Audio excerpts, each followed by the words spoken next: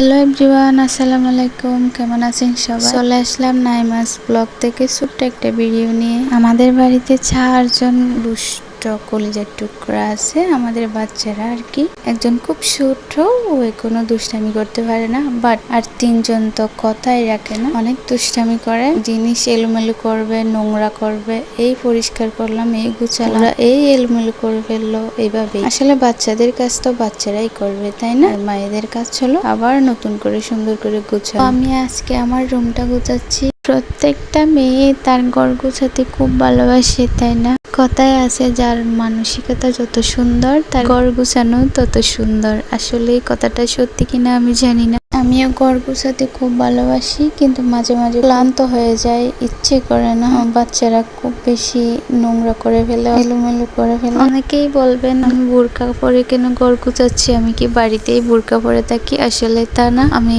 Video করবো এজন্য বোরকাটা পরেছি, কারণ আমি কখনো ক্যামেরার সামনে আসবোই না। এই যে আমার ছোট্ট বেবিটা ঘুমাচ্ছে এখনো, আমার বড় মেয়েটা উঠে গেছে।